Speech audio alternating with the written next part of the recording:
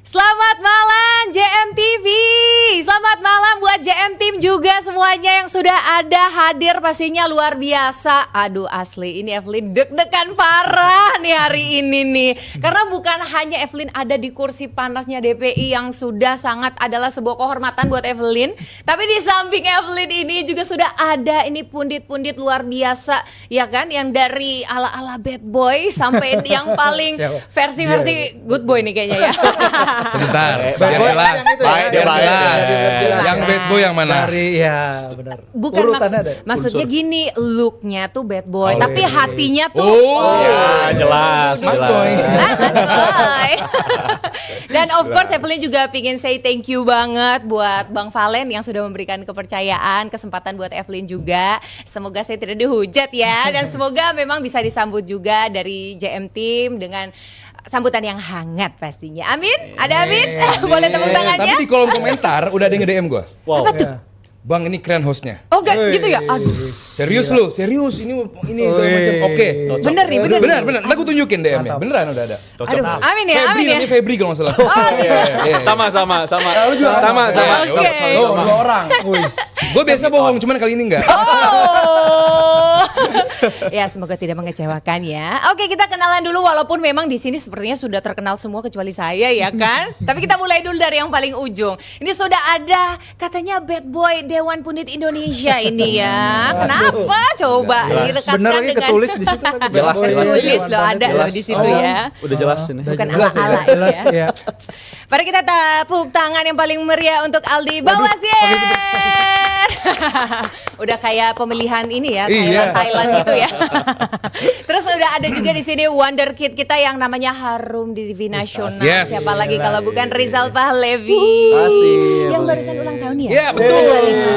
Happy birthday to you. Mohon maaf, ini acara formal kenapa tiba-tiba mendadak jadi lucu begini ya? Enggak formal ya. Santai ya? Iya. Baik. Dan pastinya saya baru tahu juga fakta bahwa ternyata Mas Fitri adalah adik dari Mas Aryo. Ya, kata orang-orang di sini. Salam kenal lagi nih ya buat semuanya. Iya. Walaupun Mas Firzi sudah saya roasting di panggung kemarin ya. Betul sekali, karena Newcastle ya. Iya benar. Kita kasih tepuk tangan sekali lagi yuk buat semuanya. Tepuk tangan online juga boleh buat JMTV dan JM Team semuanya yang nonton juga. Alright. Nah, anyway, hari ini tuh mungkin banyak banget dari GM Team yang ngerasa ini siapa nih, kayaknya baru lihat nih di DPI. Tapi tenang saja, ternyata Evelyn ini juga sudah memiliki sebuah koneksi batin dengan jebret media. Mau tahu kenapa? Sedikit klarifikasi dulu. Klarifikasi dulu nih. Ya memang betul saya adalah pecinta dari Arsenal, saya adalah The Gunners banget. Tapi bukan itu poinnya. Tenang. Kita akan tetap netral malam ini. Cuman pingin pamer dikit nih, dapat tanda tangan ya dari Declan Rice. Dan juga dua pemain lainnya ini. Aduh, masih baru sih ya. Masih baru sih ya. 6 bulan nih gue sih. Di lengan. Tapi sayang sekali ini bukan jersey saya. Siapa sebenarnya? Sebenarnya di balik itu, di balik behind. Ya ternyata entah kenapa jodoh atau gimana ya kan, tertukar jersiku dengan jersey dari Abrar. Mana itu orangnya? Sebentar, kok bisa ketukar? Sebentar, kok bisa ketukar? Walaupun ada sejarah, apa? ada sejarahnya juga kenapa jersey itu jersey Abrar, karena nggak mungkin Abrar ukurannya segini. Tuh, berarti gimana tuh? Ada histori. Ada. Itu mistik. Wah, pulang kita episode sendiri lagi nih. Kita wawancara Abrar dulu nih, kenapa nih jersey bisa ketukar gitu ya? Tapi ini menarik. Di sini kita kan sudah bersama dengan pundit-pundit hebat kita. Kita ingin langsung dengar gimana nih POV mereka dengan yang lagi rame-ramenya sekarang, ya kan? Nah, kita mau dengar dulu gimana nih yang rame-rame datang dari JM Team. Kita pengen lihat, kita baca dulu komentar-komentar dari JM Team. Yuk. Let's go. Yang pertama dari, ini bacanya gimana nih? AWS Bird, Ring, Prospek. Wow. Apakah ini yang dinamakan karma setelah dia meninggalkan AC Milan? Atau ini babak baru dari kesetiaannya bertepuk sebelah tangan? Wow, puitis sekali ya. Luis Enrique. Dan PSG akankah juga menerima karma setelah melakukan kedona rumah dengan pencapaiannya meraih UCL? Karma. Ada lagi? Coba kita lihat komentar-komentar yang lain. Coba kita lihat. Oke, sepertinya cuma itu. Oke, cuma itu saja ya. Dengan kedramatisasian itu, bolehkah aku minta langsung dari Siapa nih? dari siapa nih? Dari siapa? Dari Bad Boy kali ya. Langsung silakan, Aldi. Ya soal donor rumah ini ya. Yang perlu kita tahu dulu sebelumnya adalah emang kontrak donor rumah ini tersisa 12 bulan lagi gitu. Udah mau habis dan memang sudah ada usaha untuk extend kontrak dari pihak PSG. Ya. Nah, di tahun 2025 ini adalah hal yang baru dari PSG, dari manajemen mereka. Mereka menghilangkan bonus atau insentif. Insentif. Itu. Insentif dari kontrak yang baru. Di mana Donnarumma nggak mau itu. Donnarumma tetap pengen ada klausul bonus itu tetap ada tertera di kontraknya. Kontrak saat ini Donnarumma itu kalau di pounds kurang lebih 11 sampai 12 juta. Wah. Dia nomor 7 terbesar big earner di PSG. Tapi si Donnarumma butuh atau pengen 5 sampai 7 juta dari apa yang ditawarkan oleh PSG juga. Kedua adalah Luis Enrique yang tadi diharapkan akan mendapatkan karma. Emang pengen di interview dia setelah pertandingan, dia bilang pengen karakter baru dalam sebuah goalkeeper, di mana Donnarumma ini harus kita akui sebagai salah satu shot stopper terbaik di dunia. Tapi Luis Enrique butuh seorang yang bisa juga menjadi bagian dalam build up dan juga bagus dalam kontrol bolanya. Di mana menurut Luis Enrique mungkin itu bukan trait terkuat dari seorang Donnarumma. Itulah kenapa pada akhirnya PSG mendatangkan kiper terbaik dari Ligue 1 musim lalu. Dari Lille namanya Lucas Chevalier.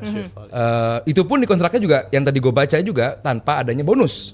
Wah. Dan tidak begitu besar juga nilai kontrak dari Lucas Chevalier, dan emang dia diplot sebagai kiper nomor 1 dari PSG. Terus apakah Donnarumma akan menjadi bench warmer dari PSG, which is buat gue nggak mungkin, karena ini adalah World Cup years, tahunnya World Cup.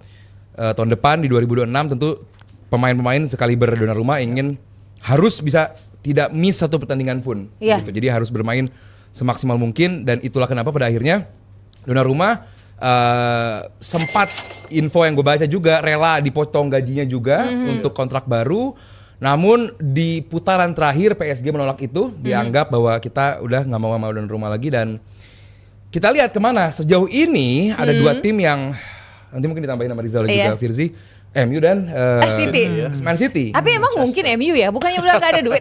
Maksudnya bukan gitu. Sabar. Jangan macam-macam sama fans MU. Pernah ya? Pernah ya. Dia takut banget. Apalagi Gunner. Apalagi Gunner. Kita mau nanti di penjelasan. MU duitnya banyak. Meskipun dia sudah mengeluarkan 130 sejauh ini, tapi kalau untuk sampai 200 pun MU masih sanggup.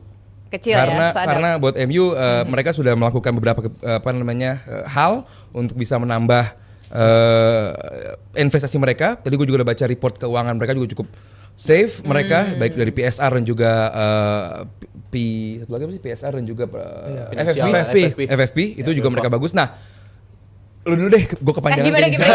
Kalau dari Rizal gimana nih? Oke, sebenarnya gue ngeliat status ini agak puitis ya bagi Donnarumma ya. Karena tadi gue setuju juga tuh, ya suka lah sama komen yang membahas soal karma. Karena dulu fans Milan manggilnya bukan Donnarumma, Dolarumma. Jadi kalau sampai dilemparin duit, dan sampai kalau ujung karir Donnarumma bersama PSG itu berakhir gara-gara ada penyesuaian gaji atau bonus yang nggak akan dicairkan di musim yang akan datang, itu akan sangat puitis bagi seorang Dolarumma gitu. Pada akhirnya dia harus berakhir kayak begini. Dan gue ngelihat dia musim lalu mungkin bisa dikatakan musim terbaik dia bersama berseragam PSG. Karena kalau dibandingkan musim-musim sebelumnya, gue masih inget banget ada game yang dia tuh single-handedly bikin timnya kalah, seinget gue. Ketika lawan Madrid di 2022. Ketika dia dihukum oleh seorang Karim Benzema, yang mana atribut dari seorang ball playing goalkeeper tuh bukan di dia banget. Tapi kalau urusan shot stopper, tadi Bang Aldi udah bahas. Tapi kalau urusan untuk build up, dia bukan orangnya. Dan gue ngerasa ini pilihan yang tepat bagi seorang Enrique, karena rekam jejak Enrique selama ngelatih itu juga banyak kotak-katik kiper. Dulu di Barcelona Bravo tukeran sama Stegen, juga akhirnya pilihannya ke Stegen. Abis itu di Spanyol De Gea, banyak orang pikir nih pilihan utamanya De Gea diganti sama Unai Simon. Jadi emang udah rekam jejak dia seperti itu, dan gue nggak mengherankan standar yang diinginkan oleh seorang Luis Enrique kepada kiper itu sangat tinggi buat build up kayak begitu. Ya mungkin memang dari sepak terjangnya kita nggak kaget gitu ya, tapi mungkin dari fans-fansnya yang nggak terima ini gimana Mas Firzi? Sebenarnya dari dia sendiri juga kaget kayaknya ya menerima keputusan ini, dan dia menyampaikan keputusannya itu segera setelah preskon jelang pertandingan Piala Super kemarin kan. Ketika Marquinhos ditanya, dia jawabannya masih saya nggak tahu nih masa depannya Donnarumma gimana. If he stays ya tetap kita Happy with it. menerima dia happy. Tapi kalau dia pergi, dia bilang that's football. Bahwa walaupun udah berjuang bersama bertahun-tahun, udah dapat ini orang komponen penting lah pasti. Sangat. Mereka juara Iya. Liga Champions gitu. Cuman kalau kita lihat lagi emang ketika preskonnya selesai, terus nggak lama kemudian baru Donnarumma mengutarakan bahwa dia akhirnya akan cabut. Nah, dia cabut itu karena ada satu orang yang katanya dia ini unfortunately someone has decided that I can no longer be part of the group. Menurut lu siapa? Waduh, siapa Ya nih? Enrique, Iya, karena setuju. Enrique sendiri Bukan manajemen ya?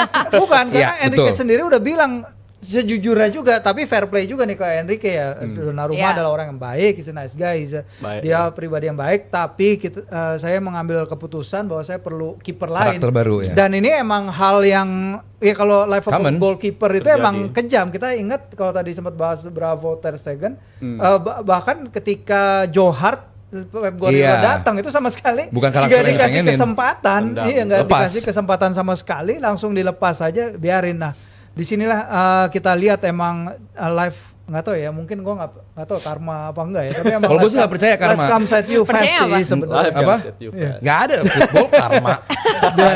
Iya, Bagi emang fans kita Milan kali karma. Apa? Bagi fans Milan karma. Mungkin Iya, fans fans Milan juga nggak percaya, Milan, jangan iya. terlalu gini. tapi kan Fans Milan juga nggak ke percaya. depannya dia Milan. kemana, karena he's still young, dia masih 26 tahun. Oh iya, untuk- Guys, untuk- gila. untuk kiper 26 tahun Iya, masih 26 tahun muda belum banget. peak malah itu. Dan kita ingat Iya. dia mulai kan emang 16 Early. tahun, ya sangat-sangat early. Jadi memang kita lihat tujuan dia berikutnya kemana, karena kalau ke City kayaknya nunggu nasibnya si Ederson Ederson. dulu. Iya, sejauh ini sih Ederson udah deket ke Galatasaray. Iya, tapi nggak jadi-jadi kan. Belum jadi-jadi Nggak juga. tembus-tembus, Nah, benar. menarik tadi Rizal sedikit angkat soal Claudio Bravo ya, waktu didatangkan dari Barcelona. Kita juga tahu Pep Guardiola kan mencari kiper yang kakinya juga bagus, dalam Iya, arti iya. ya lu paham lah ya kakinya bagus tuh apa gitu, bukan kakinya Mulus gitu. mulus bukan Bukan. ball playing goalkeeper gitu. Nah, Claudio Bravo kan bukan gitu kan, didatangkan juga, which is itu pada akhirnya pun kesulitan Claudio Bravo masuk ke dalam skuad utama dari Man City sebelum pada akhirnya datang seorang Ederson. Nah, itulah kenapa gue bingung kalau emang Guardiola mengincar kiper yang ball playing goalkeeper, dan di mana bagi Luis Enrique Dia sempat bukan menjadi ball kompatriot playing Pep Guardiola juga, dia bukan. Iya. Ya, itu dia. Jadi gue bingung pertimbangannya apa gitu. Cuman update terdekat ya justru dia semakin dekat ke Man City setelah mendatangkan Trafford 40 juta. Iya. Jadi mungkin Trafford dan juga Donnarumma akan menjadi kiper di Man City musim depan. Cuman buat gue lebih cocok di MU. Oh serius? Serius, Donnarumma lebih cocok di MU gitu. Maksudnya kayak bukan tim yang butuh build up dari belakang banget gitu, tapi shot stoppingnya luar biasa gitu. Nah, masalahnya di MU kan emang kemarin shot stopping kan lagi-lagi menjadi isu gitu. Nah, dengan adanya Donnarumma, one of the biggest name di sisi goalkeeper, gue rasa lebih cocok ke MU. Cuman entah kenapa update dari beberapa jam yang lalu gue lihat lebih dekatnya sih ke City menyusul semakin dekatnya Ederson ke Gala. Soal build up ini sebenarnya ya, gue kira juga MU nggak segitunya ya dalam build up, tapi ternyata kalau segitunya. lihat data ya, Donnarumma tuh terlibat dalam Onana lebih banyak terlibat dalam build up jauh daripada Donnarumma, karena sangat di sini pasti. Onana 1843 dia sentuhan bola sepanjang musim lalu ya. Sementara Donnarumma tuh hanya 1100. Jadi bedanya jauh banget. Nah. Dan Onana juga melakukan 1500 passing sepanjang musim lalu dibandingkan Donnarumma yang hanya 800. Ini menarik. Gue setujunya kalau Donnarumma emang Man U tuh perlunya shot stopping. So stopper. sebenarnya, iya. Dan gini juga sih, lu saat tahu kiper lu emang nggak safe untuk dioper, Yes. ya kan, Buang jauh. nggak nyaman untuk receive menerima bola, back lu pun sadar gitu, kayaknya mendingan Yes. nggak usah dioper deh gitu. Nah, Onana masih mending dioper, ya errornya ada, cuman Banyak ya, malah. banyak malah, bukan ada, banyak malah. Sabar. Banyak deh itu. Di antara banyak Cuman masih kebaikan mending ya. gitu. Nah, kalau kipernya Donnarumma di MU dengan back yang musim depan juga gue yakin lebih siap, lebih cocok gitu. Cuman ya kalau gue pengennya dia ke MU, cuman nampaknya sih ke City. Gitu ya. Kadang-kadang emang nggak sesuai ekspektasi ya. Apalagi kalau memang melihat kisah Donnarumma itu berasa kayak orang diputusin karena kamu terlalu baik buat aku, ya nggak sih? Dan nggak Iya, salah karena sebenarnya, bahasanya nggak ada salah tuh. sebenarnya Iya kan? kiper 26 tahun, Kapten timnas Italia kalau nggak salah. Senior Senior di kapten timnas Italia, dan kalau dia butuh tim yang bisa mengapresiasi dia lebih baik, Ya. Kenapa enggak gitu? It happens in football. Bukan berarti lu jadi Donnarumma, dolar rumah. No. Lu tahu value lu. Saat ada klub yang agennya pun demikian begitu bilang bahwa ada jelas PSG tidak menghargai pemain saya. Dan dalam kejadian beberapa pekan terakhir itu menghancurkan apa yang terjadi 4 tahun terakhir. Agennya ngomong gitu. Berarti emang ada yang miss. Kan gue bilang berkali-kali, PSG tim yang kuat di atas lapangan, tapi secara manajemen their shit. Kita harus adjust lagi gitu lebih ya. kayak ini bagian dari PSG move on juga ya dari bagian-bagian bintang mereka kan, karena dibilang kan rezim sebelumnya mau nggak mau Donnarumma part of that gitu karena dia datang sebagai dia datang barengan sama Messi 2021 setelah itu ya. Setelah itu ya. Jadi mungkin Sebelum 2021 Chevalier ini kan Ya, juga kontrak terbesar Donnarumma itu di musim 2021-2022. Masuk Iya, dia sejak itu juga. turun terus Jal. ya, Chevalier ini kan juga adalah kiper masa depannya Prancis. Timnas Prancis, Jadi betul. pasti ada hubungannya Betul. juga dengan hal Iya. tersebut. Jadi memang apa ya, kadang-kadang itu di akhir musim itu kalau udah jelek kesannya yang awal-awal dipuja-puja itu bisa runtuh semuanya.